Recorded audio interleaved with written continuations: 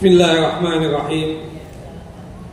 Assalamualaikum warahmatullahi wabarakatuh. Waalaikumsalam warahmatullahi wabarakatuh.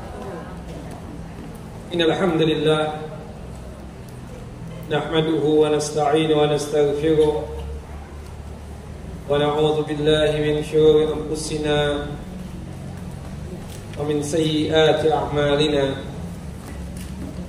من يهد الله فلا مضل له ومن يضلل فلا هادي له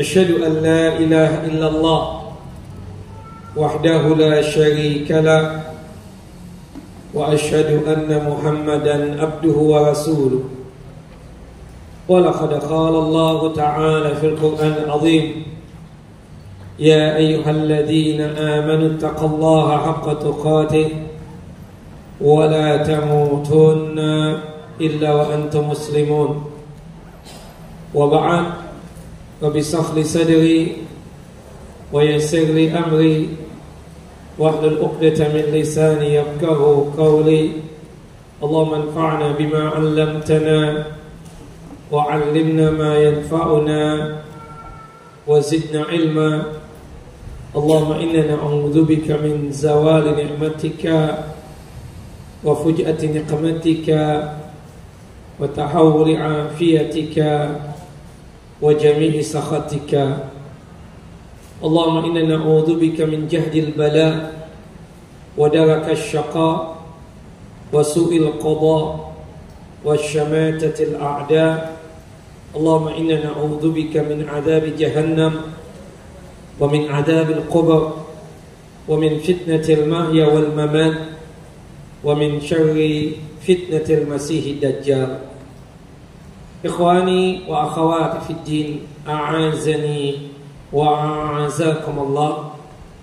Bapak dan Ibu yang selalu dimuliakan oleh Allah Jalla wa Ala, Majlis Ta'lim At-Tahirah yang sedalam lindungan dan penjagaan Allah Jalla Jalaluh. Melanjutkan kajian kita, pembacaan kitab Tauhid, kitab yang disusun oleh Asy-Syaikh Al-Allamah Al-Muhaddis Al-Faqih Muhammad bin Abdul Wahhab At-Tamimi rahimahullah rahmatan wasi'ah, yang dimana kita masuk pada bab yang ketujuh, Al-Babus Sabi'. Bab yang ketujuh ini adalah minasyirki lubsul halqa wal khayti wa nahwihima li raf'il bala'i aw dab'ihi. Termasuk dosa syirik memakai gelang, memakai anting atau kalung yang terbuat dari benang misalnya, atau terbuat dari yang lainnya atau sejenisnya. Tujuan dia memakai gelang, anting, cincin dan sejenisnya tadi tujuannya untuk menghilangkan penyakit atau untuk menangkal musibah atau bencana.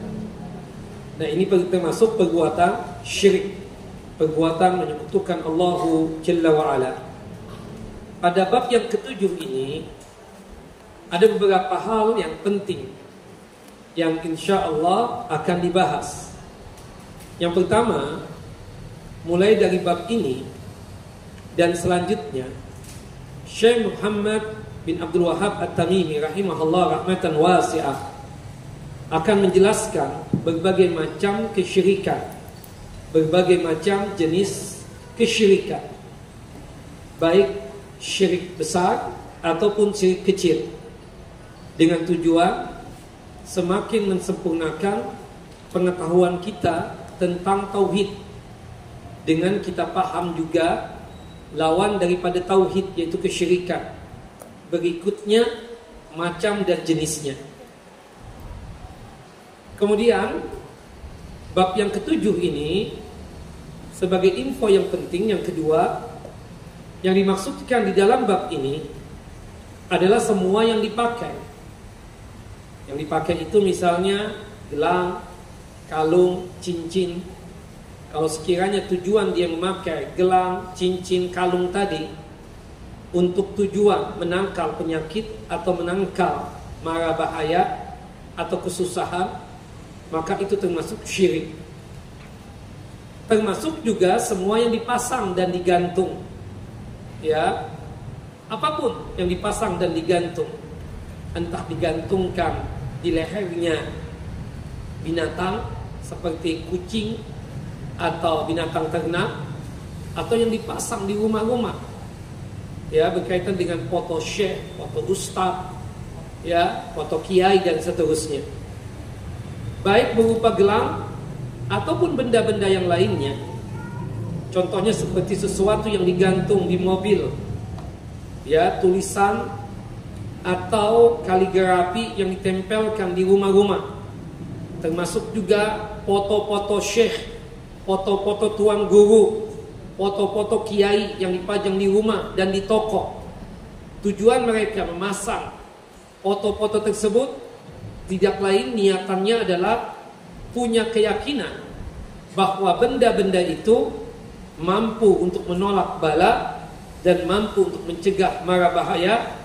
Maka ini yang dimaksudkan di dalam bab ini, termasuk syirik orang yang memakai atau menggantungkan atau, ya, dipasang dan seterusnya berkaitan dengan gelang atau benda-benda yang lainnya. Yang jelas dia punya keyakinan itu benda-benda sanggup untuk mendatangkan manfaat dan sanggup untuk mencegah mara bahaya. Berarti pada saat itu dia telah jatuh ke dalam kesyirikan. Kemudian info yang ketiga dari bab yang ketujuh ini maksudnya apa? Siapapun di antara kita ini yang memakai gelang, cincin atau kalung dengan tujuan untuk menolak bencana, untuk menangkal penyakit, pada asalnya hukumnya adalah syirkul asghar, syirik kecil. Namun jika sekiranya dia tersebut, ya,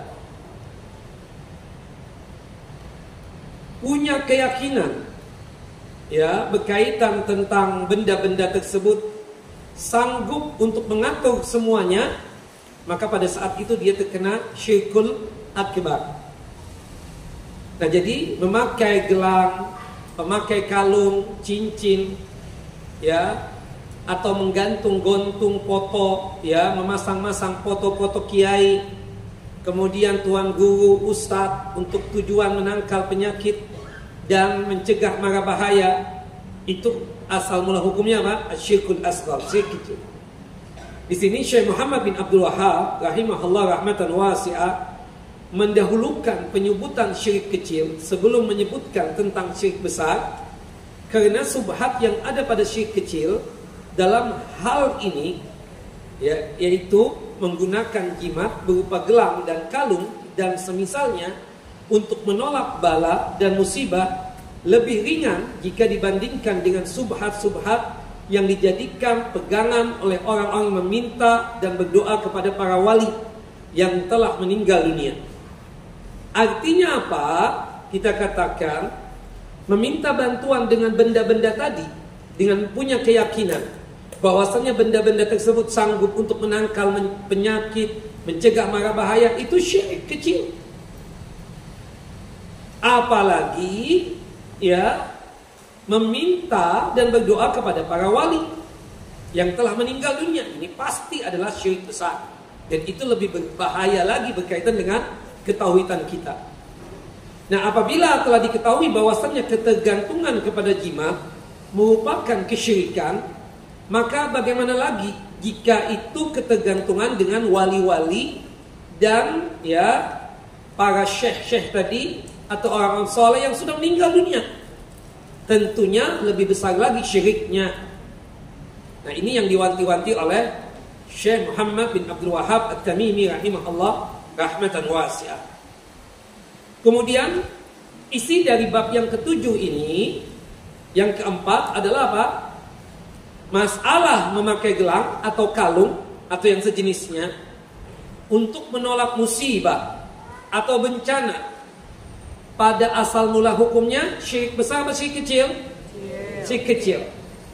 Karena pada umumnya mereka yang menggunakan gelang atau kalung atau yang sejenisnya sebagai jimat meyakini bahwa gelang tersebut hanyalah sebagai sebab yang dengan sebab tersebut Allah Jalla wa'ala akan menolak bala dan bencana.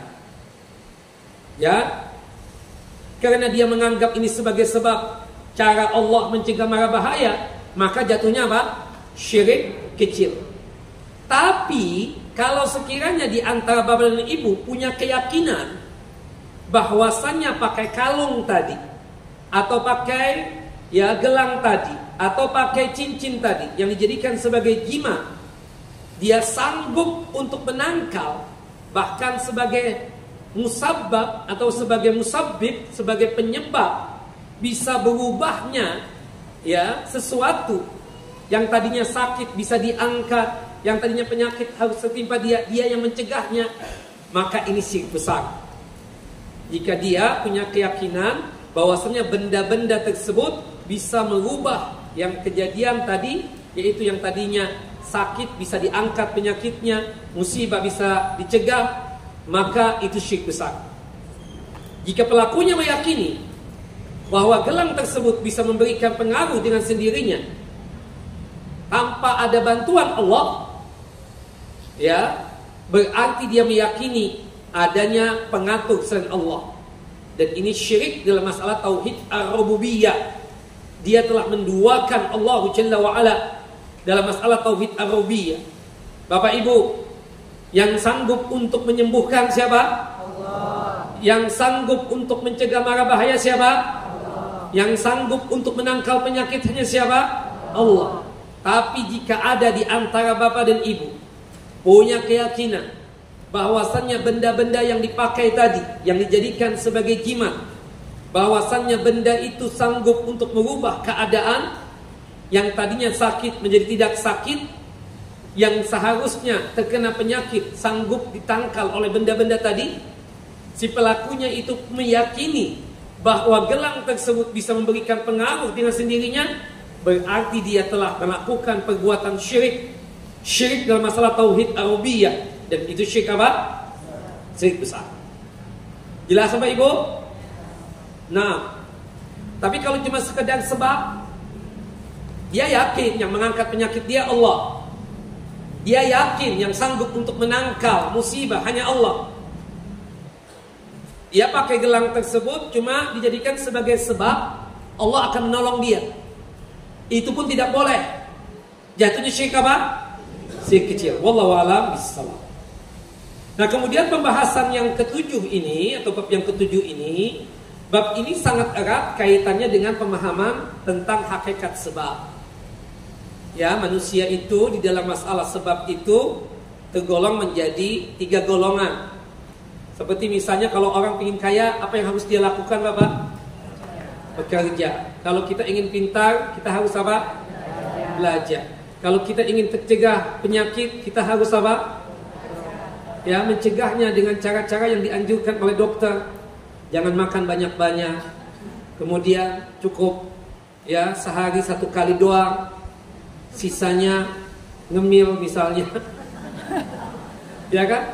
Sesuai dengan anjuran, ya kan, seperti itu. Nah, itu kan sebab, kita ikhtiar, usaha, kan begitu.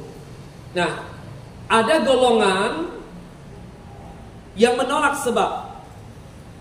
Mereka beranggapan bahwa akibat terjadi bukan karena sebab.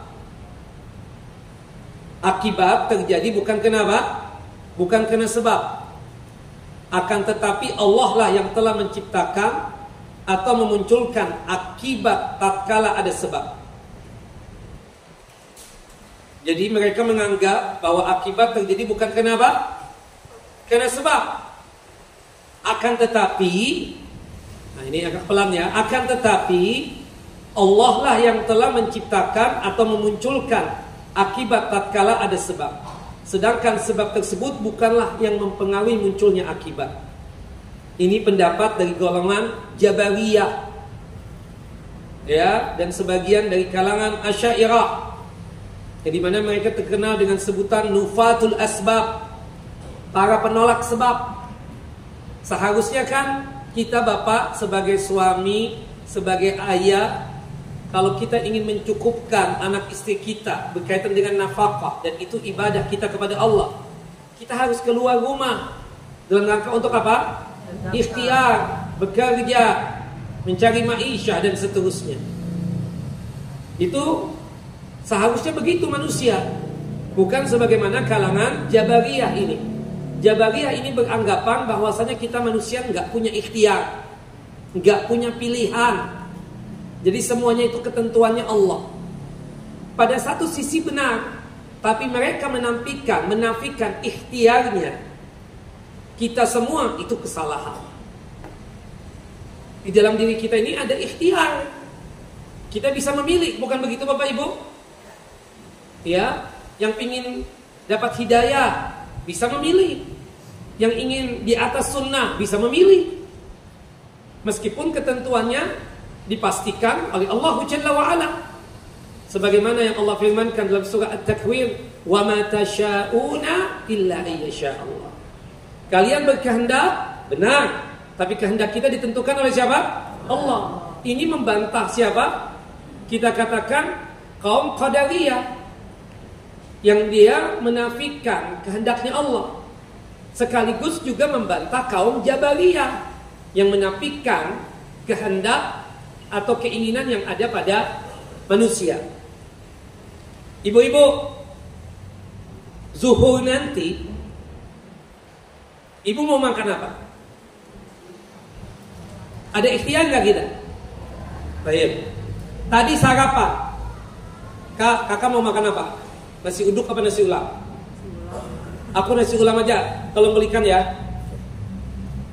Kita datang ke warung yang biasa jualan nasi ulam dan nasi uduk.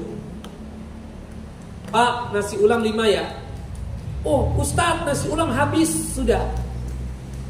Kita telepon, Kak, nasi ulam habis nih, gimana? Nasi uduk doang nggak? Gak apa-apa, nasi uduk doang. Ikhtiarnya ada nggak tadi? Pingin nasi ulam kan?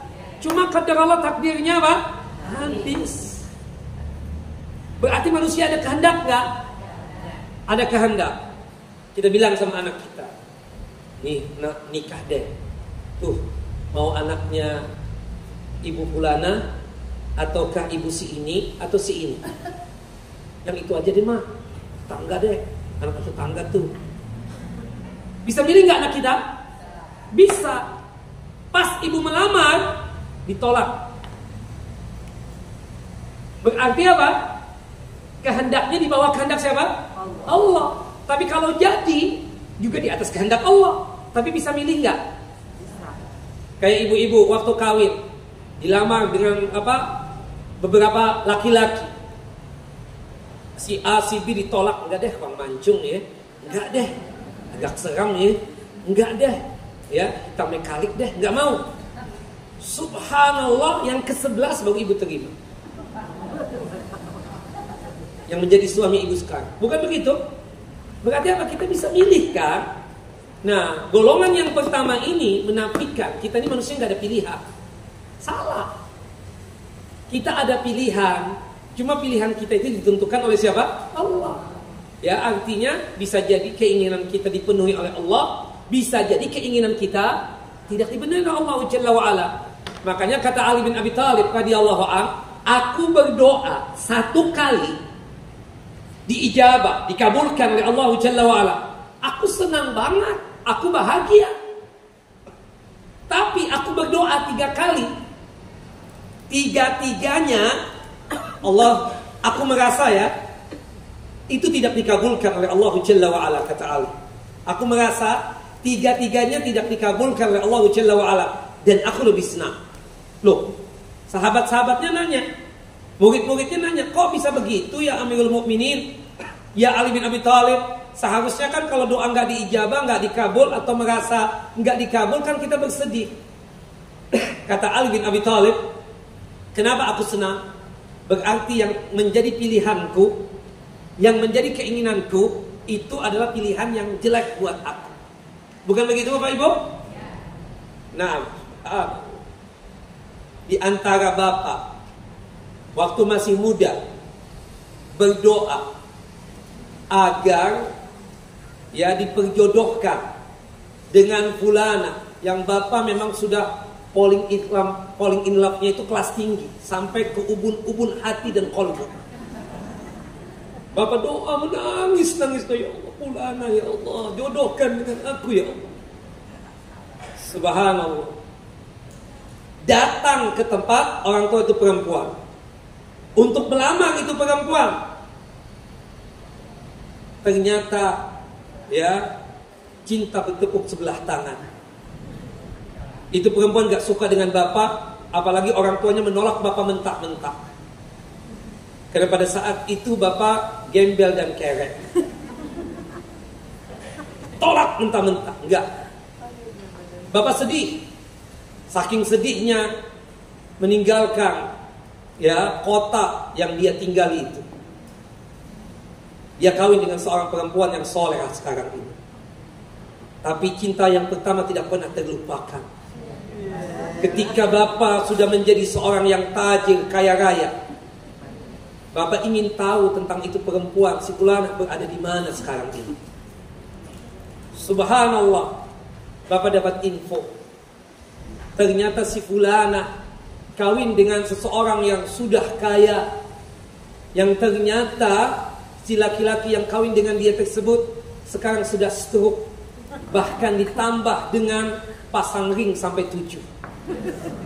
Punya penyakit jantung yang luar biasa. Ternyata nih perempuan ketika kawin dengan satu laki-laki sukanya merongrong ya terus menerus sehingga membuat dia sakit yang luar biasa.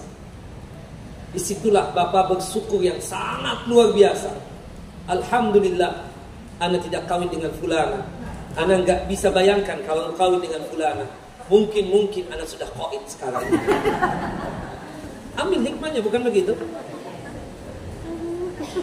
Ibu juga begitu kan, pernah falling in love waktu di SMA, waktu di kuliahan, ya kan doa juga seperti itu. Ternyata ya laki-laki yang ibu sayangi juga begitu menolak ibu. Atau orang tua tuh laki-laki nggak senang dengan ibu, sehingga laki-laki itu dijodohkan dengan perempuan yang lain. Ibu sekarang Masya Allah di umur yang sudah tua ini masih teringat dengan si fulan itu. Kejar Allah, ibu itu sudah mengaji. Alhamdulillah keluar dari masjid ini. Masjid apa ini? Fatahillah. Tahu-tahu ada laki-laki yang ngemis di depan pintu masjid utama ini. Ibu ini suka betul bersedekah, bukan begitu? Subhanallah, ketika didatangi sedekah, si laki-laki tersebut mengatakan, "Kamu ya, fulana ya? Kok kamu tahu saya? Aku sih ini mantan lu dulu waktu di SMA." Mulailah ibu kepo, kenapa sampai seperti ini? Kok subhanallah, kok wajah begitu boros begini? Subhanallah, diceritakan. Dalam hati ibu-ibu syukur, alhamdulillah Anda tidak kawin dengan dia. Bukan begitu? Nah itulah artinya permintaan kita kepada Allah Jalla wa'ala belum tentu baik buat diri kita, bukan begitu? Benar kata Ali, kalau sekiranya ada doa yang kita merasa tidak diijabah, bisa jadi itu sayangnya Allah kepada kita. Bukan begitu ibu-ibu? Makanya buat anak-anak kita itu kita katakan kalau dia ingin apalah, nah minta kepada Allah ya pasangan yang soleh atau solehah. Kalau yang perempuan ya seperti itu. Kalau kita sebagai orang tuanya minta kepada Allah, minta mantu yang soleh atau yang solehah, bukan begitu. Jangan mintanya ya Allah kalau bisa berbesan sama keluarga pejabat ya Allah, kalau bisa berbesan sama keluarganya si ini ya Allah supaya bisa nyambung dan seterusnya. Belum tentu baik. Belum tentu apa? Baik. Ya, yang sama-sama raksasa ya Allah, belum tentu baik.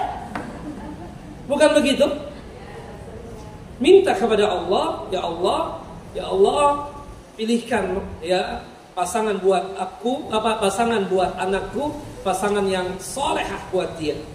Ya, jadikan mantuku itu mantu yang solehah. Kan seperti itu doanya. Nah, Subhanallah. Nah, berarti kan kita ada keinginan, tapi keinginan kita belum tentu apa? Baik di sisi Allah.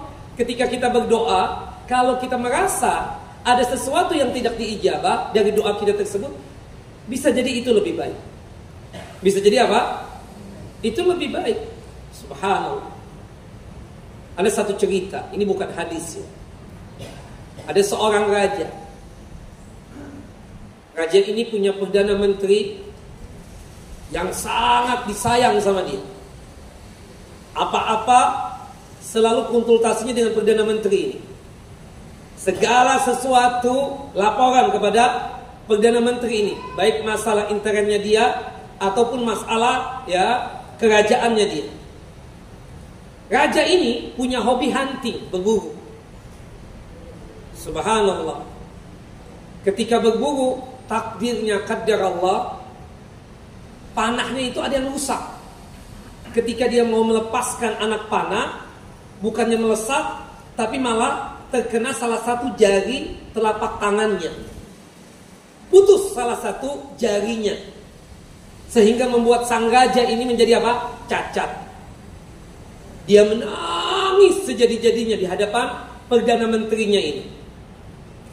Perdana menterinya menenangkan supaya raja ini menerima apa yang telah Allah Jalla wa'ala gariskan. Ya, kata perdana menteri, sudahlah, ini sudah takdir Allah, ini sudah garisan Allah Jalla wa'ala. Bisa jadi ini lebih baik buat antum, bisa jadi lebih baik buat raja. Subhanallah, orang kalau sudah posisi di atas itu kan susah ya untuk menerima apa? Nasihat kadang. Begitu pula dengan raja ini. Raja ini marah. Kamu ini bukannya menyalahkan ya yang berkaitan dengan panah tadi itu. Kok seakan-akan kamu ini menyalahkan aku? Aku tidak menyalahkan kamu. Aku tidak menyalahkan antum raja. Aku tidak menyalahkan antum paduka. Tidak.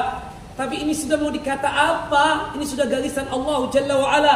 Sudah takdirnya begitu. Yang kita yakin takdirnya Allah itu baik buat kita. Enggak bisa, kata si raja. Kamu hari ini juga aku pecat. Ya, lepaskan baju jabatan kamu ini. Dan hari ini juga kamu aku jebloskan ke penjara. Perdana menteri ini karena dia bertakwa kepada Allah Jalla wa'ala, dia terima keputusan raja tersebut.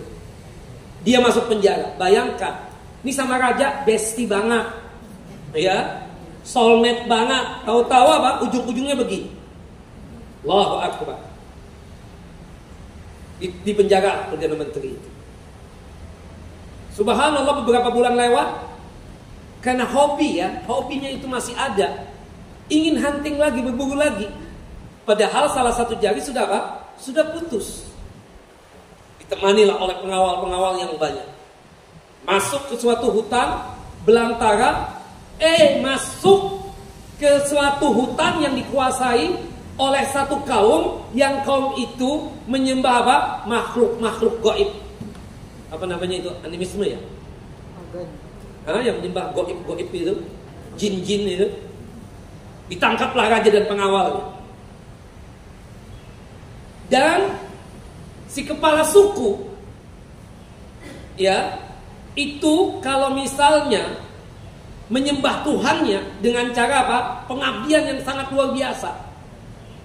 Dibikin sajen atau sesajen manusia yang hidup-hidup. Pengawal raja tersebut satu persatu dilempar ke jurang. Dijadikan sebagai apa? Sajen. Buat apa? Buat Tuhannya yang dia sembah tersebut. Raja itu ketakutan yang sangat luar biasa. Sebentar lagi giliran dia yang akan dilempar ke jurang untuk dijadikan apa? Sajen atau sesajen. Untuk tumbal ya.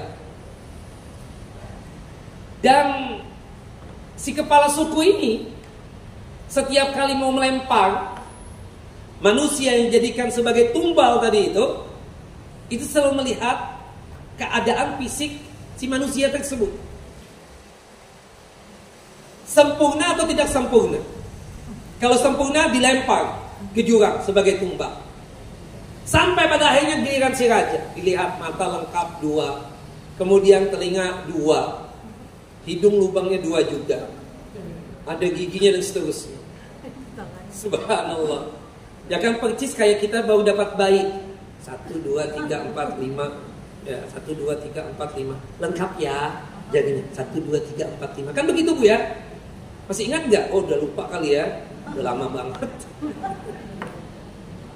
Giliran raja ini pas dilihat jari jemarinya ada satu yang kutung, ya. Oh, kata si kepala suku, ini nggak layak untuk dijadikan tumbal. Tuhan kita nggak senang nih sama manusia yang cacat. Akhirnya raja tersebut dilepas.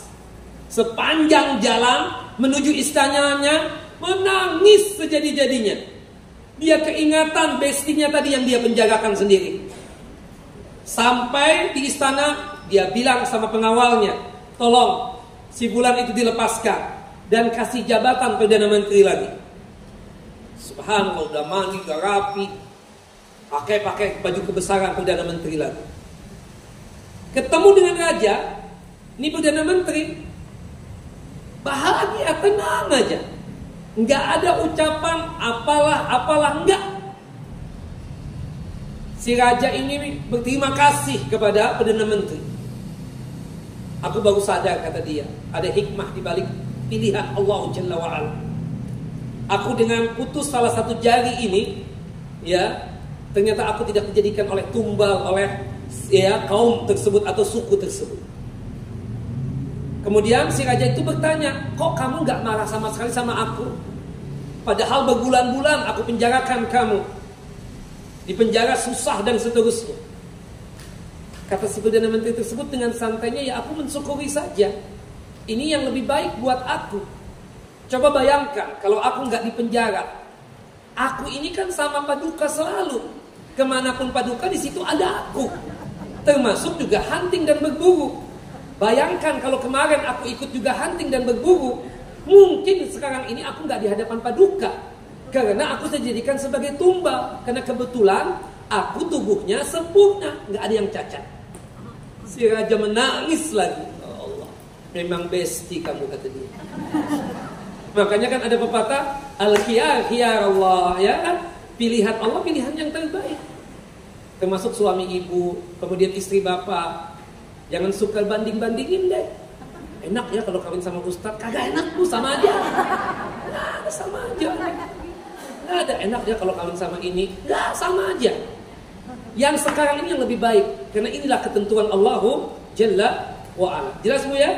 Nah, jelas ya. Nah, jadi ada ikhtiar, ada pilihan. Nah, ada kelompok sesat yang menolak sebab dan ikhtiar ini. Ada golongan yang kedua, sebaliknya. Ya, sebalik daripada yang pertama, sesat juga. Kelompok yang kedua ini berlebih-lebihan dalam menetapkan sebab, hingga mereka menetapkan banyak perkara yang bukan sebab menjadi sebab. Kelompok ini kebanyakan adalah kelompok ahli khurafat, ya, seperti kaum sufi yang suka menyukai hal-hal yang nyeleneh, ya kan?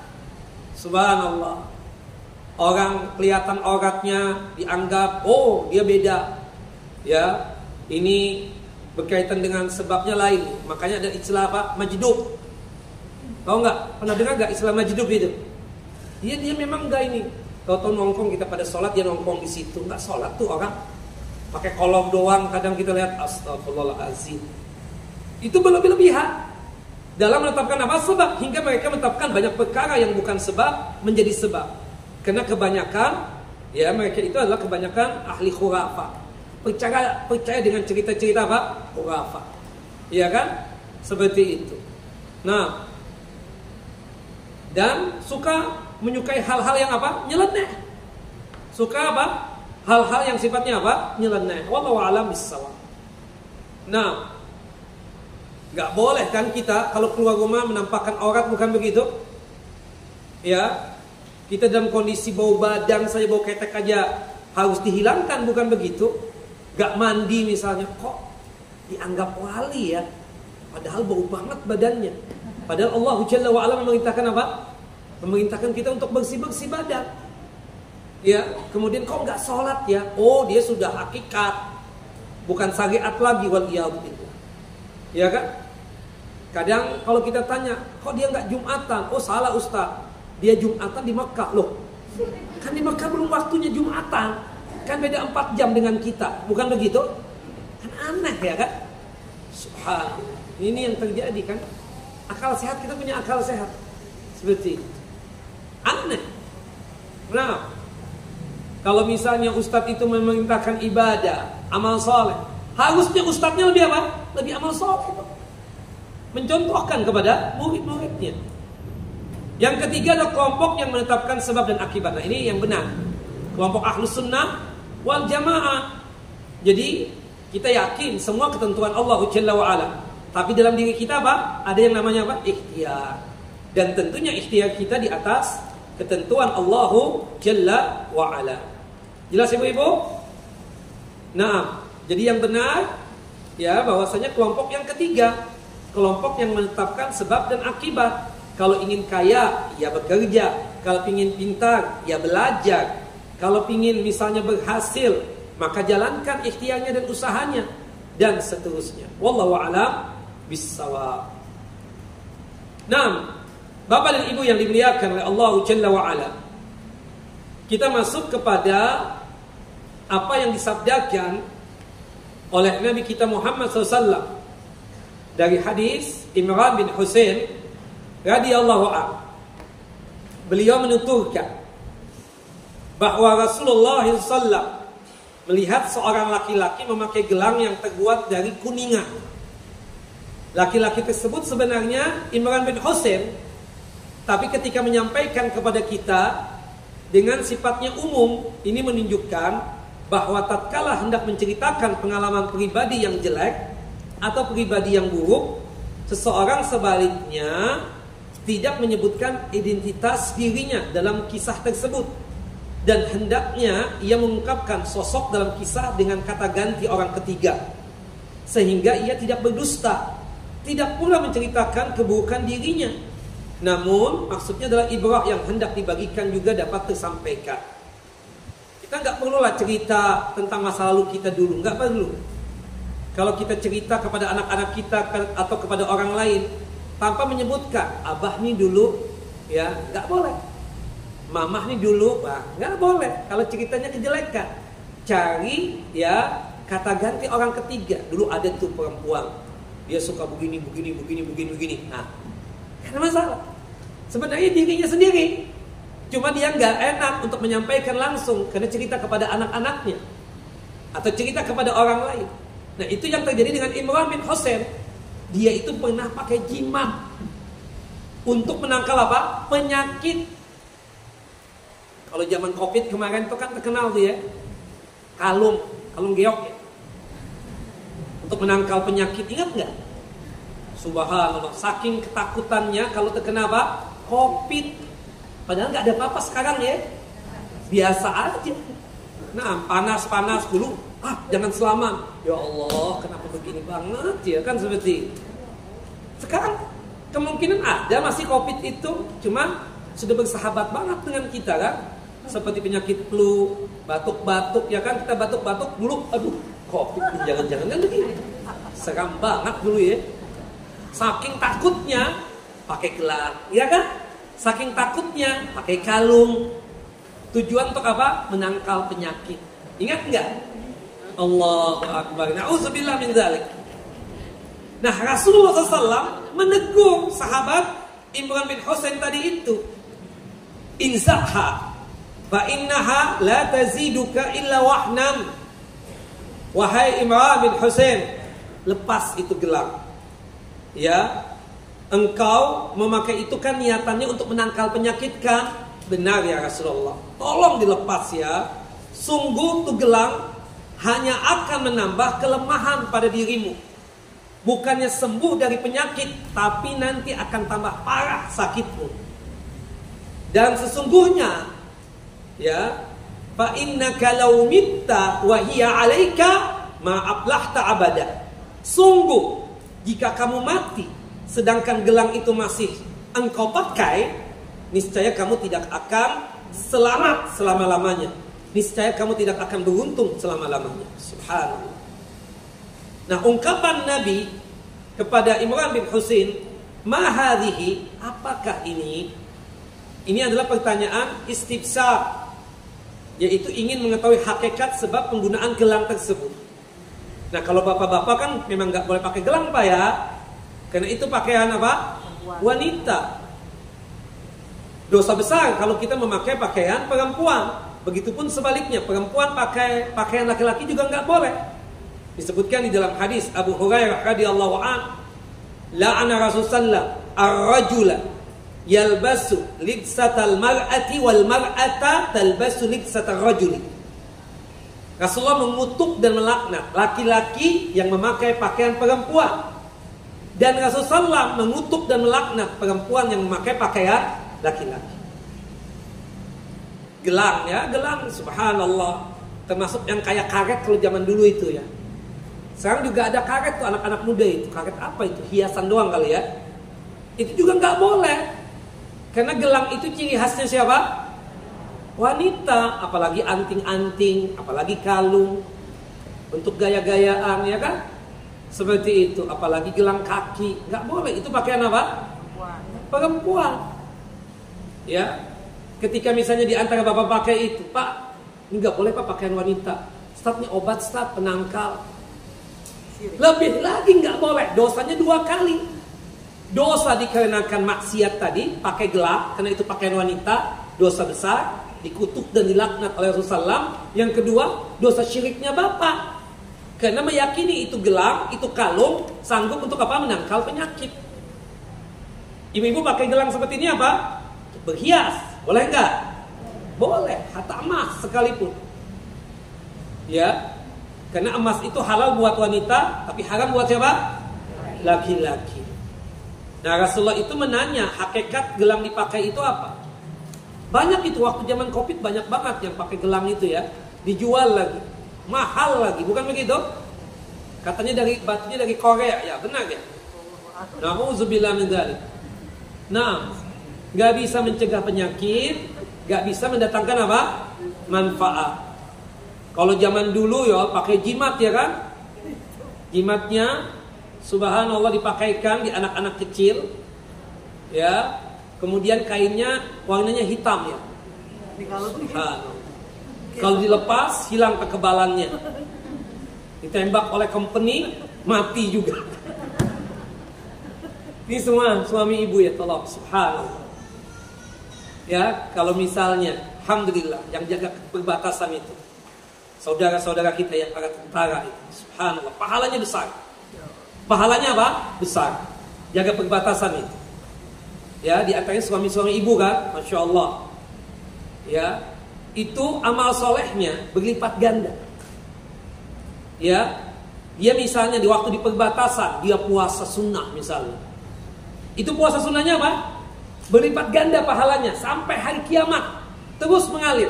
Hatta orang tersebut sudah meninggal dunia. Ternyata ketika dia menjaga perbatasan tersebut, dia sholat di situ. Itu pahalanya terus menerus mengalir. Hatta dia sudah meninggal. Subhanallah. Kalau dia meninggal dunia pas menjaga perbatasan itu, dia muslim, tentara muslim ya, kita katakan, maka dia aman di alam barzahnya. Malaikat mungkar dan nangkir enggak nanya. Subhanallah. Diamankan dari apa? Fitnah kubur.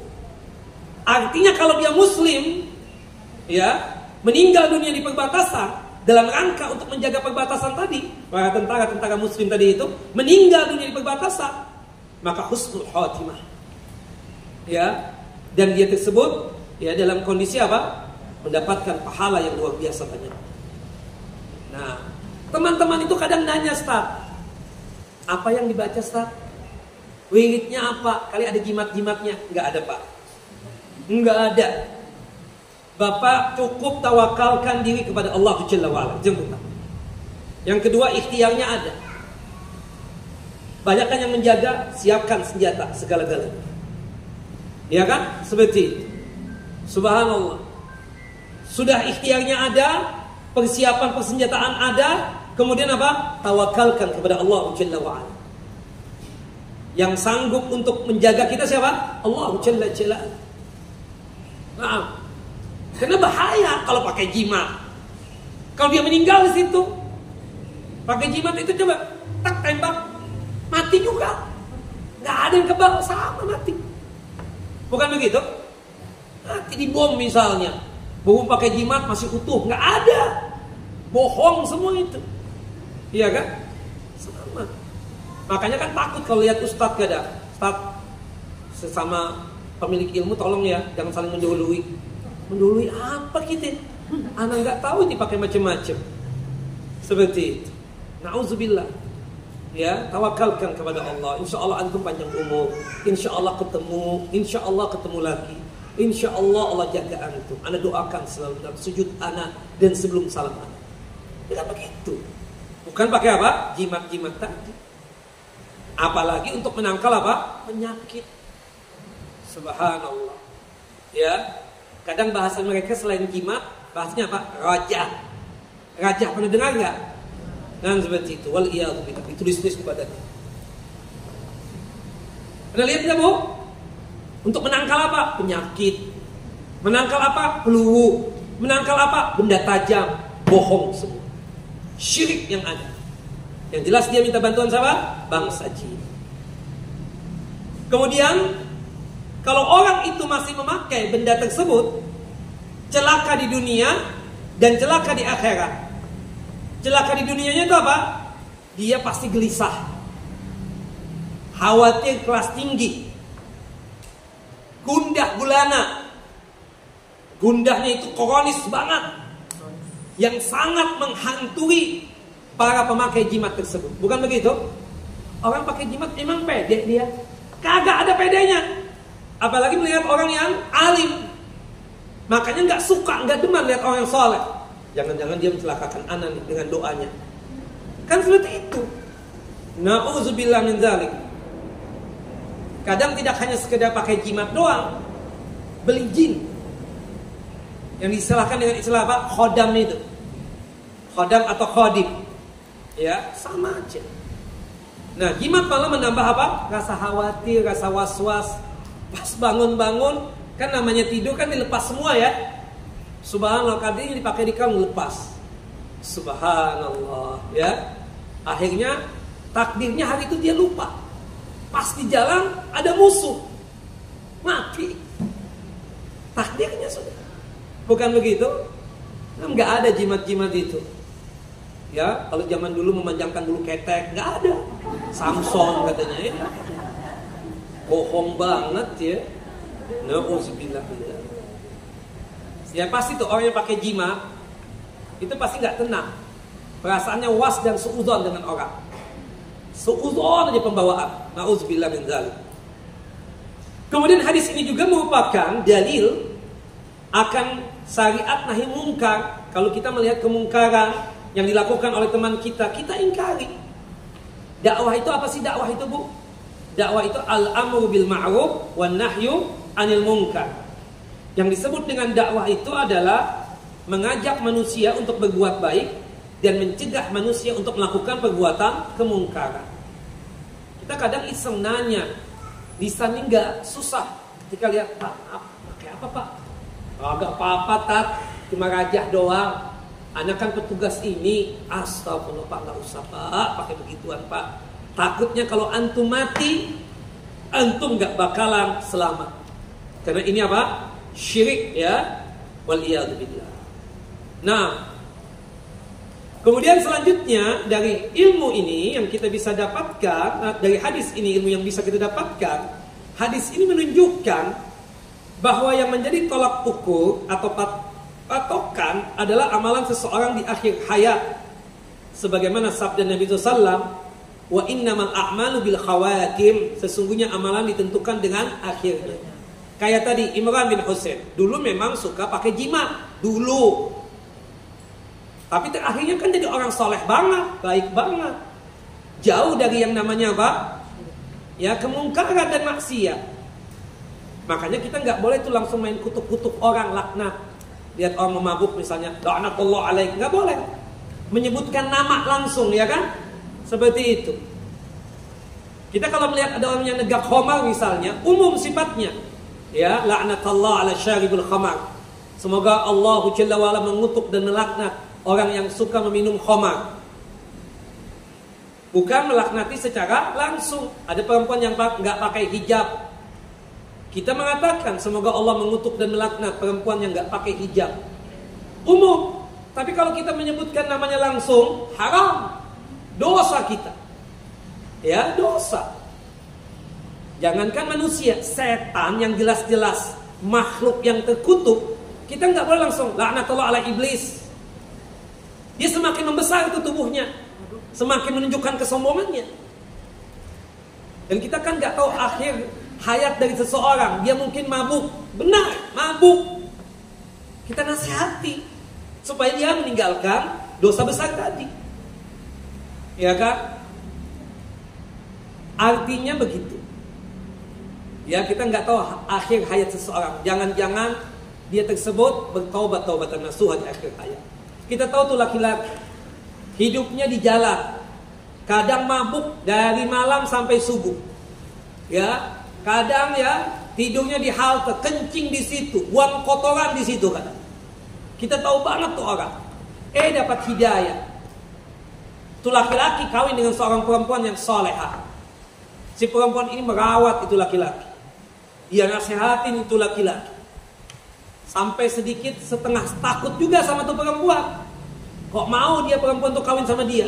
Dia sayang banget sama tuh perempuan. Akhirnya dia turuti apapun kemauan itu perempuan. Disuruh untuk sholat di masjid ya, Fatihillah, dia sholat berjamaah lagi. Dia tinggalkan segala bentuk kemaksiatan yang dulu dia lakukan. Gak mau berjudi, gak mau minum khamar. Sampai hari ini dia lakukan. Ngaji lagi di Tahirah juga. Iya kan? Kita nggak tahu akhir hayat seseorang. Makanya yang paling penting kita berdoa sekarang ini. Kita juga jangan merasa pede ini kita suci banget. Enggak. Ibu-ibu, bapak-bapak tahu nggak Khawarij? Khawarij tahu kan? ISIS kalau zaman sekarang itu. Kenapa mereka itu sesat? Suka mengkafir-kafirkan orang, suka menghalalkan dari seseorang. Karena sok soleh. Sok apa? Sok baik atau sok apa yang kita katakan itu? Sok paling benar. Iya kan? Sok paling benar kita katakan. Sehingga karena merasa sombong seperti itu, dia merasa dia yang paling suci, sok paling suci, iya kan? Akhirnya apa? Merendahkan orang. Mereka itu, orang Khawarij itu tahajud wajib. Termasuk juga saking sesatnya mereka ini, Khawarij ini, perempuan-perempuan haid kalau sudah suci wajib untuk mengqadha salat.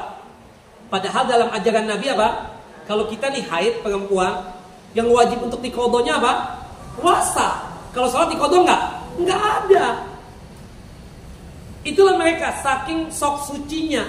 Akhirnya apa? Menganggap orang lain itu rendah, bahkan menganggap pelaku dosa besar sebagai orang yang kafir. Waliyadzubillah. Itu Khawarij. Nah, sekarang kita alhamdulillah dapat hidayah, kita ngaji, masya Allah, ya sepekan sampai 4 kali, 3 kali, alhamdulillah. Tapi dijaga nih keistiqomahan. Makanya kita selalu berdoa. Doanya apa? Ya mukallibal qulub, tsabbit qalbi ala dini. Ya Allah, Zat yang maha membolak-balikan hati manusia, tetapkanlah hati ini di atas agamamu ya Allah, di atas iman dan Islam, di atas keistiqomahan. Termasuk yang kita baca itu ya surah Ali Imran ayat yang ke-8. Rabbana la tuzigh qulubana ba'da idh hadaitana wa hab lana min ladunka rahmah innaka antal wahhab. Ya Allah ya Tuhan kami, ya janganlah Engkau gelincirkan kami lagi kepada kesesatan setelah Engkau memberikan petunjuk dan hidayah-Mu kepada kami. Termasuk doa yang kita baca itu sebelum salam, dan itu bagian daripada zikir setelah salat wajib. Apa itu? Allahumma a'inni ala dzikrika wa syukrika wa husni ibadati. Kita nggak tahu nasib kita di akhir hayat ini. Maka sebab itu apa? Kita berdoa kepada Allah, kumpul dengan yang soleh dan solehah, ikut pengajian untuk apa? Menjaga keimanan. Seperti itu. Subhanallah. Maka oleh sebab itu kita katakan, kita melaknat dan mengutuk secara langsung seseorang hal haram. Kita boleh mengutuk dan melaknat itu secara apa? Secara umum. Wallahu a'lam bissawab. Jelas Ibu-ibu? Kemudian hadis yang kedua. Hadis dari Uqbah bin Amir radhiyallahu anhu. Semoga Allah Jalla wa ala meridai beliau. Qala Rasulullah sallallahu alaihi wasallam. Rasulullah sallallahu alaihi wasallam bersabda, "Man ta'allaqa tamimatan fala atamma Allahu lahu." Barang siapa yang menggantungkan jimat di lehernya, semoga Allah tidak menuntaskan urusan mereka. Wa man ta'allaqa wada'atan fala wada'allahu lahu. Dan barang siapa yang menggantungkan jimat juga, semoga Allah tidak menganugerahkan ketenangan pada mereka. Subhanallah. Nah, wada'ah itu kenapa jimat juga artinya itu dari apa kita katakan dari kerang. Dari rumahnya apa? Kerang. Makanya dalam bahasa Arab itu ya ada tamimah artinya jimat juga, ada juga yang namanya wada'ah. Tamimah, jimat atau azimah itu sesuatu yang dikalungkan di leher anak-anak sebagai penangkal datangnya kejelekan dan keburukan. Atau niatan dia kenapa memakaikan jimat di lehernya anak untuk menghilangkan keburukan yang telah datang atau untuk mendatangkan kebaikan. Ya. Dan yang dimaksudkan di dalam hadis ini, seseorang yang menggantungkan jimat pada dirinya, kemudian menggantungkan hatinya pada jimat tersebut, maka dia tidak bakalan sempurna dan tuntas urusannya. Kata-kata tamimah dalam bahasa Arab itu terambil dari kata-kata tamam. Tamam itu kamal. Tamam dan kamal itu artinya apa? Sempurna. Di sini maksudnya apa kok tamimah? Jimat kok dalam bahasa Arab tamimah? Kenapa ya? Seakan-akan dengan penamaan ini mereka dengan menggantungkan jimat tadi di lehernya, mereka sangat berharap bahwasannya kesembuhan yang mereka dapatkan sempurna. Kelancaran urusan yang mereka lakukan juga sempurna dengan memakai itu. Makanya dalam bahasa Arab disilakan jimat itu apa? Tamimah. Nah, tapi sebaliknya malah dalam Islam ini, kalau pakai jimat, kita punya urusan nih. Dengan pakai jimat itu semoga dilancarkan kan urusannya. Ternyata apa yang dihukumi oleh Allah sebaliknya. Yang pakai jimat kata Nabi, semoga tidak disempurnakan urusannya, semoga tidak dilancarkan urusannya. Nah, hati-hati yang pakai jimat ini. Ya dianggap kebal padahal enggak. Ya, seperti itu. Wallahu a'lam bissawab. Nah, ya kan enggak ada Nabi Muhammad. Pernah Nabi Muhammad kalau berperang, perang Badar, perang Uhud, pakai jimat ada para sahabat? Enggak ada. Lebih banyak mentawakalkan diri kepada siapa? Allah. Sebelum perang Badar itu, Nabi Muhammad bangun di malam hari. Kemudian tahajud qiyamul lail, berdoa sepanjang malam sampai menjelang subuh. Meminta apa? Kemenangan dari Allah Jalla wa ala. Nah, kita pun juga ingin sukses sesuatu. Tahajud qiyamul lail di sepertiga yang terakhir jam 2 sampai menjelang subuh. Insya Allah Allah akan memberikan kesuksesan kepada kita. Bukan kepada apa? Kepada gantungan-gantungan tadi. Ini kadang gantungan itu, jimat itu gak hanya sekedar ditaruh di badan, tapi juga dijadikan sebagai penglaris. Makanya Bapak Ibu pernah gak masuk satu restoran, sepertinya ayat, padahal bukan, digantungkan di pintu utama restorannya. Kita perhatikan, oh raja nih. Benar enggak? Raja apa ini? Untuk apa? Penarik konsumen supaya datang ke restorannya. Lihat. Sama itu. Maka Allah apa? Rasulullah katakan apa? Semoga tidak beruntung dia. Semoga tidak apa? Tidak laris manis ya dagangannya. Itu doanya siapa? Nabi Muhammad SAW. Oleh karenanya Rasulullah mendoakan untuk mereka yang menggunakan jimat atau tamimah hal yang bertentangan dengan maksud dan tujuan mereka. Fala atamahallahu lahu. Semoga yang pakai jimat ya tidak disempurnakan urusannya oleh Allah. Ya kan? Seperti itu. Hati-hati. Kita berharap sembuh dari penyakit. Berhubung pakai jimat, terus menerus sakit. Kita berharap pakai jimat diterima oleh seorang perempuan yang kita lamar. Subhanallah, Allah tidak sampaikan urusan dia, malah ditolak oleh orang tuanya mentah-mentah itu laki-laki. Dia pakai jimat, pakai raja, dia letakkan di badannya, dia letakkan di restorannya atau di tokonya supaya barangnya laris manis. Allah nggak jadikan barang-barangnya sebagai apa? Sebagai sukses dalam urusan bisnisnya. Ya, bukannya laris manis malah bangkrut dia. Waliyadzubillah.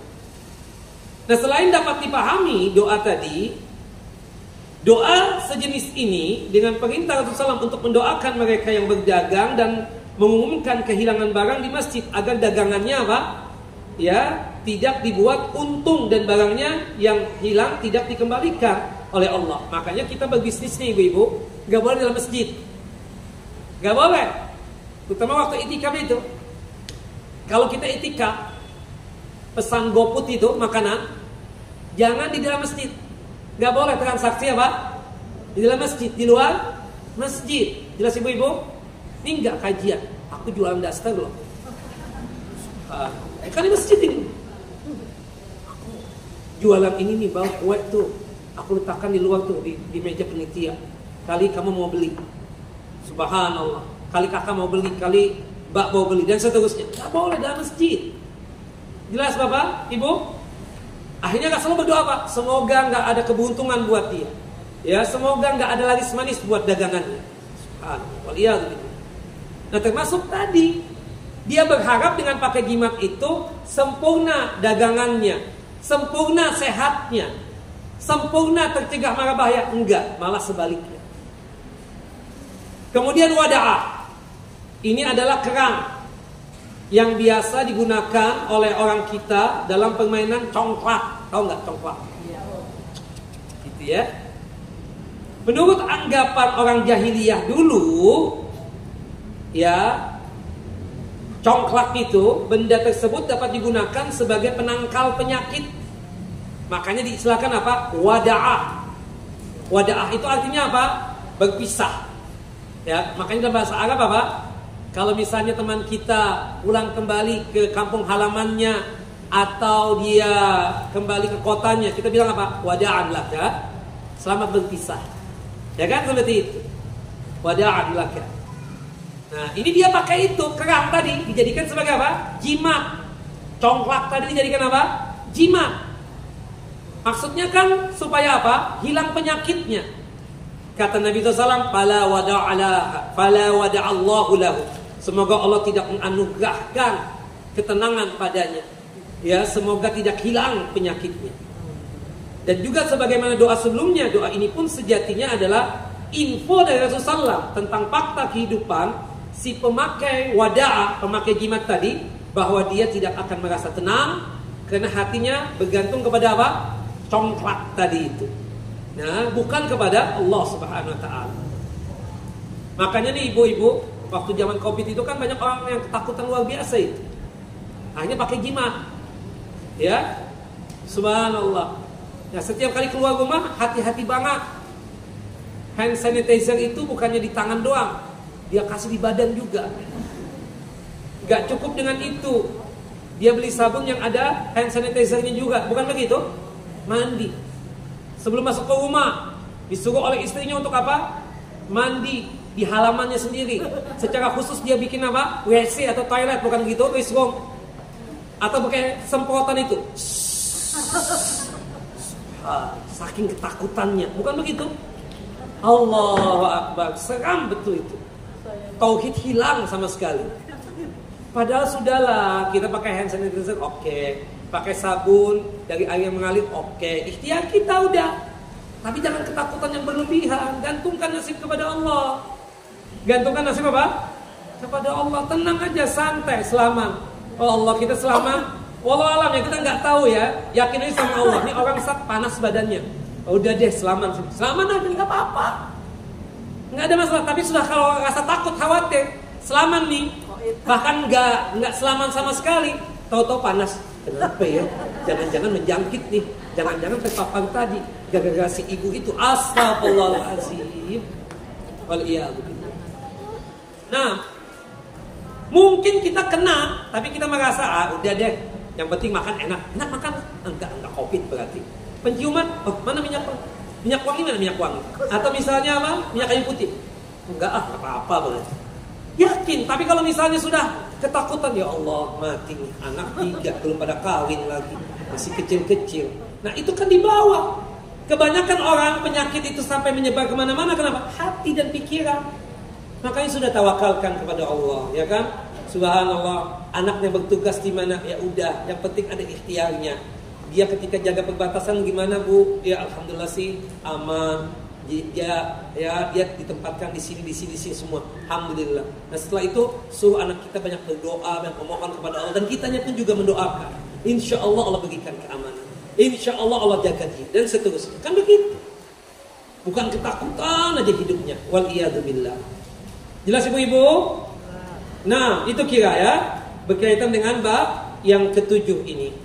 Maka oleh sebab itu jangan sampai kita memakai jimat-jimat tersebut. Nanti di bab yang ke-8 masih ada sambungan tuh tentang tamimah, tentang jimat-jimat, dan juga termasuk ruqyah. Nanti kita akan belajar juga macam-macamnya berkaitan dengan pelet. Ya, inna ruqa wa tamaima wa tiwalata syirkun. Sesungguhnya ruqyah yang tidak syar'i, kemudian tamimah, jimat, termasuk pelet, itu adalah syirik. Tahu pelet ya? Itu bagian daripada macam sihir. Nah nanti kita akan jelaskan, Ustadz, ruqyah yang syar'i itu gimana tandanya, gimana kriterianya, sifatnya. Kemudian ruqyah yang tidak syar'i itu gimana juga, ya. Nanti insya Allah pada pertemuan yang akan datang. Yang jelas ibu-ibu, suami sekarang bukan dari hasil memelet kan? Itu syirik ya, hati-hati. Bapak juga, istri yang sekarang bukan hasil memelet kan Pak? Enggak. Kemudian nggak pakai jimat lagi kan Bapak Ibu? Subhanallah. Anak-anaknya juga jangan dipakai jimat macam-macam Bu ya, syirik Bu.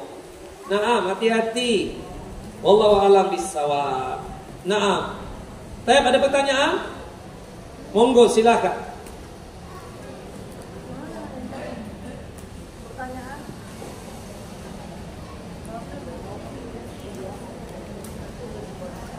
Bapak silakan.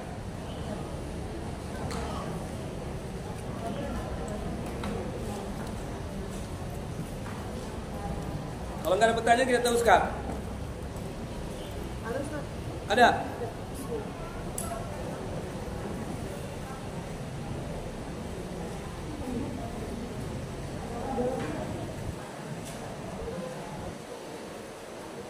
Yang ada aja dulu. Nah. Kasih Kak.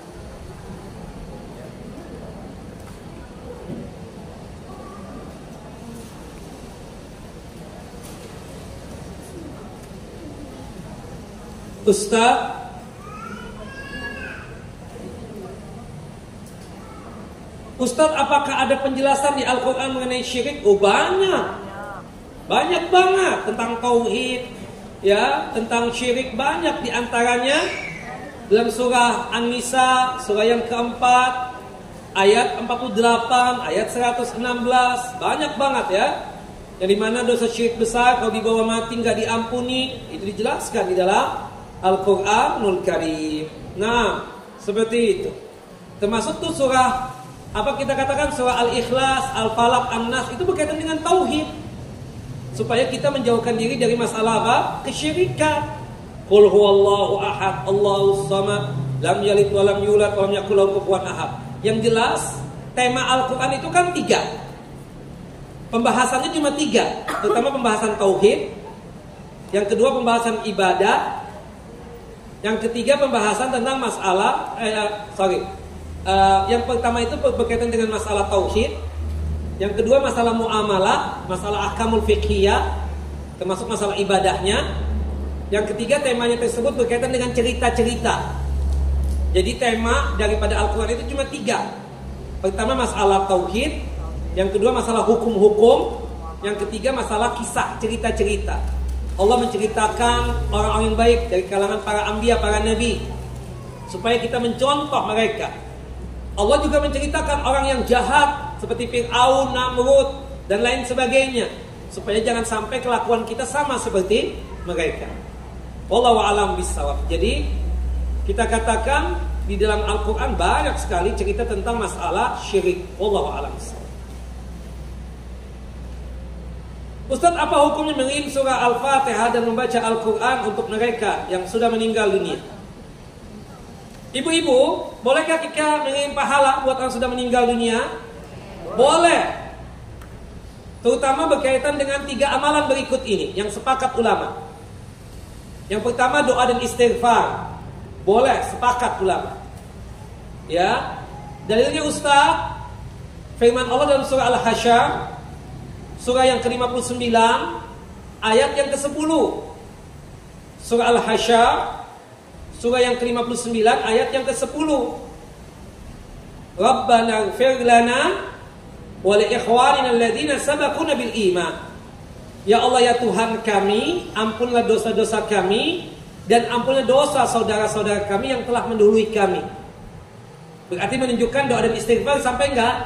Kalau orang sudah meninggal dunia sampai. Bahkan Rasulullah menyuruh kita kalau kita misalnya mendapatkan orang meninggal dunia untuk salat apa? Jenazah. Pada takbir yang ketiga kita baca doa apa? Allahumma ighfir lahu warhamhu wa'afi wa'fu anhu. Menunjukkan apa? Doa dan istighfar apa? Sampai. Rasulullah ketika sedang menguburkan mayit mengatakan apa? Istaghfiru li akhikum was'alu lahu tasbit. Tolong kalian yang datang ke pemakaman ini doakan agar sahabat kita yang meninggal dunia ini diampuni dosanya. Dan doakan agar mereka sanggup untuk menjawab pertanyaan mungkar dan nakir. Doa dan istighfar sampai.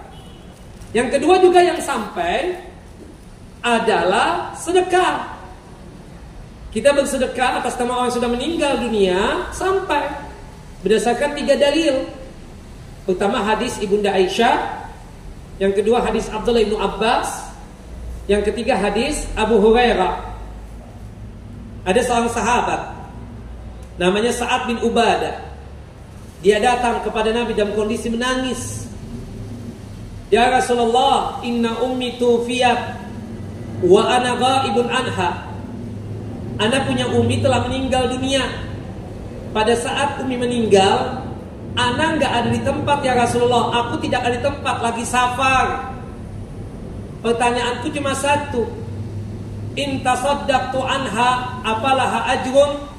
Jika aku bersedekah atas nama umiku yang sudah meninggal dunia, sampai enggak pahalanya kepada beliau? Bermanfaat enggak buat beliau?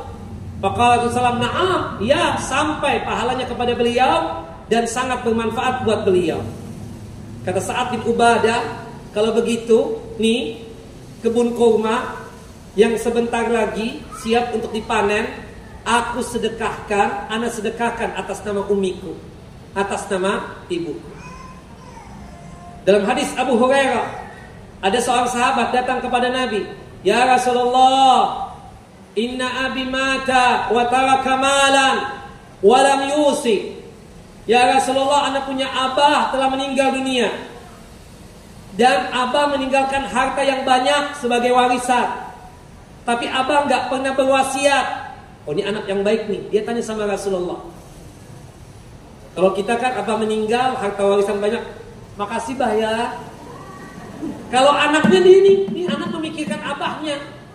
Ini abah meninggal, warisannya banyak, nggak ada wasiat lagi.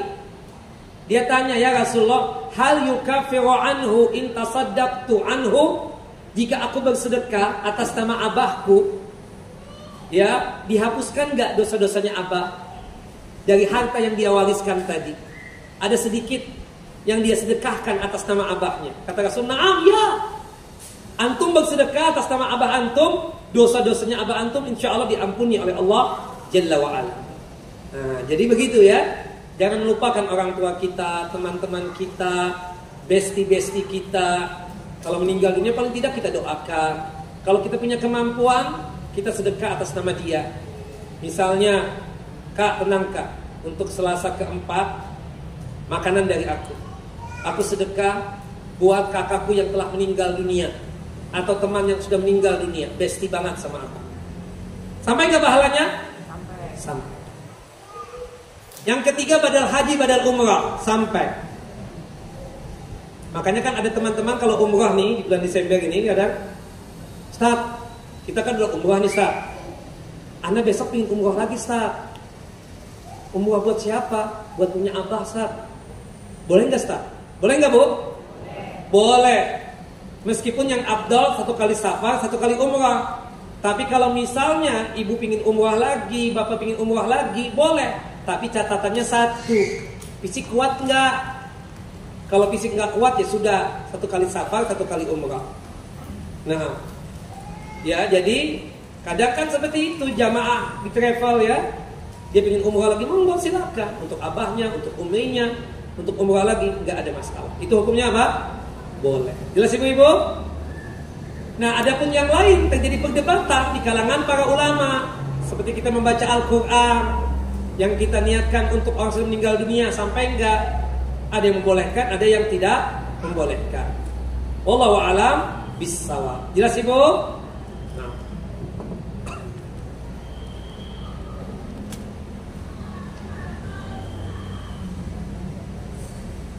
Ustaz, apakah minum obat yang menyembuhkan penyakit termasuk syirik kecil? Enggak lah. Ini ikhtiar. Kata Nabi apa? Tadawau mardhakum. Obat itu orang sakit di antara kalian, ya kan? Berobat. Sesungguhnya Allah Jalla wa'ala menurunkan penyakit dan menurunkan penawarnya juga. Bukan begitu? Maka disuruhlah untuk berobat. Nabi ketika misalnya mendapatkan sahabatnya sakit, mengutus seorang tabib, dokter, ya kan? Bahkan kata Nabi apa? Asy-syifa'us salasa. Bahwasannya pengobatan itu ada 3 di antaranya. Minum madu, bekam, dan kai. Nah, berarti kan disuruh untuk apa? Berobat. Mencari sebab tadi. Kita yakin yang menyembuhkan Allah, tapi ada ikhtiar, kita cari sebab. Bagaimana caranya sembuh? Nah, kalau kita sembuh juga karena minum obat itu, bukan karena obat itu, yang menyembuhkan siapa? Allah. Buktinya apa? Kita ke dokter sama dokternya. Kakak coba deh datang ke dokter itu deh. Mudah-mudahan umiku datang ke sana sembuh, alhamdulillah. Allah yang menyembuhkan semua ya, kita ikhtiar ya. Nah, dokter itu cuma apa? Sebab. Obat juga apa? Sebab. Bisa jadi penyakitnya sama, obatnya sama, tapi si A sembuh, si B gak sembuh. Bisa nggak? Nah, karena memang obat itu cuma sebab. Yang menyembuhkan siapa? Allah. Cuma ikhtiar itu kudu dan wajib ya. Kalau sakit apa? Berobat. Jangan nggak berobat. Dan sunnah ya. Kalau kita mencari ikhtiar itu, berobat itu sunnah hukumnya. Wallahu a'lam bissawab. Ustadz, bagaimana dengan gelang dan kalung kesehatan yang dijual di dalam iklan melalui TV? Ayo Bapak Ibu cepat, hari Senin naik. Ya kan begitu harganya. Iklannya itu ingat gak? Astagfirullahaladzim. Sama. Terbukti enggak? Saya sih kalau misalnya benar gitu ya, kalung, gelang itu semua, kayaknya rumah sakit pada tutup semua itu. Gak ada lagi yang mengambil fakultas kedokteran lagi. Enggak lah. Syirik lah jelas ya. Terbukti enggak sih? Terbukti enggak Kak? Pakai gelang itu sembuh gitu? Enggak ada yang terbukti kayaknya. Wallahu a'lam bissawab. Nah, pakai terbuat dari magnet, logam ini dan seterusnya. Enggak lah. Allahu Akbar. Katanya sudah diteliti secara ilmiah. Benar nih begitu. Gak yakin ya Toto pakai ini obat, pakai gelang sembuh gitu loh. Wallahu a'lam bissawab ya. Saya rasa sih enggak seperti itu ya. Wallahu a'lam bissawab. Nah, hati-hati ya, hati-hati betul. Nah, jangan sampai kita berbuat syirik Allah. Datang ke dokter yang ahli, datang ke rumah sakit ya, bukan mengandalkan dengan gelang-gelang seperti itu. Ustadz, bagaimana hukumnya jika seseorang memakai gelang dan kalung kesehatan sampai ajalnya? Gelang kesehatan itu gimana sih? Terbukti enggak? Gak ada yang berani jawab. Khawatirnya hatinya menggantungkan tuh kepada itu gelang, ya kan? Hati-hati. Semoga Allah ampuni ya dosa-dosa beliau itu. Allah Akbar. Nah, jangan ya, udah ditinggalkan. Ibu pakai gelang boleh Bu untuk berhias, nggak apa-apa. Tapi kalau sudah sebagai penangkal penyakit, sebagai penyembuh penyakit, jangan. Nggak terbukti kok secara kesehatan, bukan begitu? Wallahu a'lam bishawab.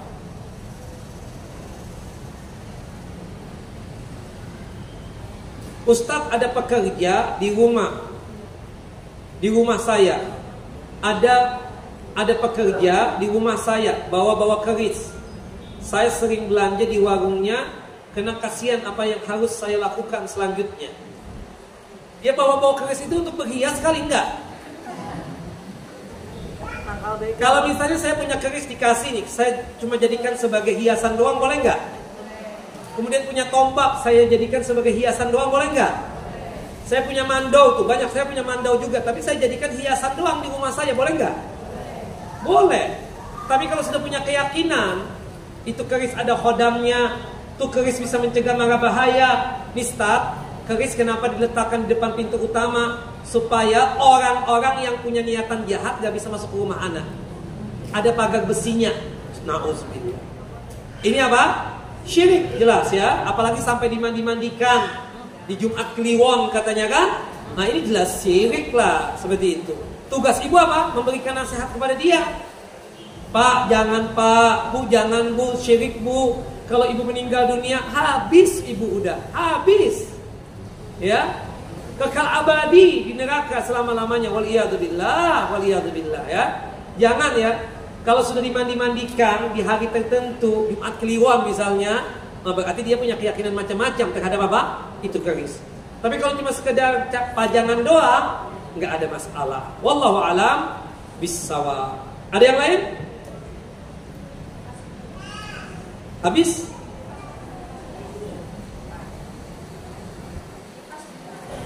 Udah habis? Udah bu. Boleh nanya langsung ya kalau pakai dia Ustaz? Boleh. Ustaz, Assalamualaikum warahmatullahi wabarakatuh. Maaf Ya. Ustaz, belakangan ini kan banyak sekali ibu-ibu yang ingin mempercantik diri untuk menambah kepercayaan.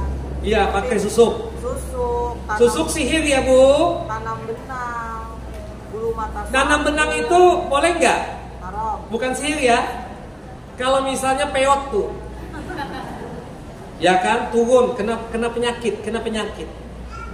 Ini kan kesehatannya ada kan benang ini? Bukan sihir. Dia pingin ngencangkan.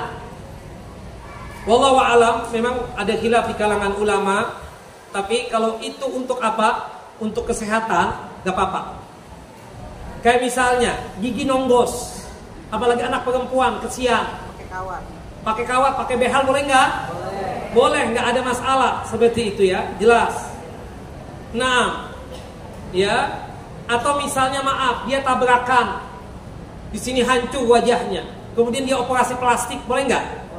Boleh, karena ada sebab, nggak ada masalah. Ada misalnya maaf, kulitnya putih tuh. Kalau bahasa daerah saya punya penyakit menjangan. Albino. Bukan ya, kayak sejenis itu. Punya penyakit menjangan, kemudian disuntik, kemudian jadi normal lagi, malah tambah kaset, tambah handsome. Boleh nggak begitu? Boleh. Termasuk tuh misalnya suami kakak misalnya suntik apa vitamin, boleh nggak? Supaya putih. Boleh nggak? Boleh, nggak apa-apa. Nah, tapi yang tadi yang pakai susuk jelas sihir itu. Kalau yang termasuk berubah ciptaan Allah seperti misalnya nggak pede, hidungnya pesek, jadi dibikin mancung. Itu ada perdebatan. Di zaman Rasulullah SAW ada sahabat hidungnya mancung. Dia berperang. Pedangnya musuh kena hidungnya, putus. Akhirnya apa? Dia diizinkan oleh Nabi bikin hidung palsu dari perak, bau. Ya Rasulullah, bau banget gimana?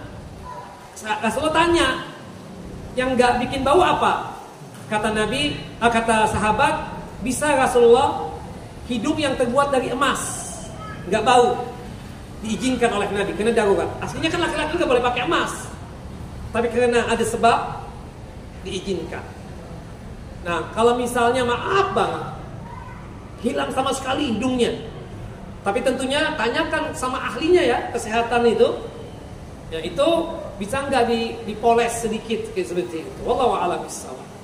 Ya, seperti misalnya ada jerawat di wajahnya atau ada mata panda. Kalau sudah tua kan mata panda banyak ya. Boleh nggak dihilangkan mata pandanya? Boleh, nggak apa-apa. Allahu a'lam bishawab. Jelas Bu? Yang nggak boleh itu yang dibikin apa, bibir sudah bagus, oh nggak kurang sensual nih, dibikin lagi, disuntik lagi pakai apa itu? Akhirnya monyong jadinya ya kan? Nauzubillah min dzalik. Itu yang nggak boleh ya. Seperti itu. Tapi kalau nombos itu boleh, nggak apa-apa ya. Kesian anak-anak dibully kan? Ya kan, dan apalagi anak perempuan, Allahu akbar, kesian kita kadang. Nah, subhanallah, termasuk kan ada tuh, ada misalnya giginya panjang-panjang, dipotong boleh nggak? Tangur. Nah, untuk maslahatan dia boleh, nggak apa-apa. Wallahu a'lam bishawab ya. Untuk kemaslahatan kan ada semuanya rapi, cuma 2 atau 1 yang panjang, kemudian dipotong giginya itu supaya rapi, ya, untuk kemaslahatan dan untuk kesehatan dia juga. Maka tidak mengapa yang demikian. Wallahu a'lam bishawab. Nah, saya ibu-ibu, sampai jam berapa kita? Ya ibu. Kenapa? Kita makan ke rumah makan. Kalau bisa kita hindari deh. Ya, jangan. Karena kita tahu sama-sama mendukung dia untuk melakukan perbuatan apa? Syirik. Kita cari tempat yang lain. Kadang ada gantungan macam-macam itu. Tidak hanya sekedar raja. Waliyalbillah. Tapi nikah, ya, kalau sekiranya kita ini yakin sama Allah, kalau memang makanan itu nggak enak aja. Sama dengan yang pakai susuk itu. Kalau kita yakin nih orang nggak ada ketertarikan sama sekali kita.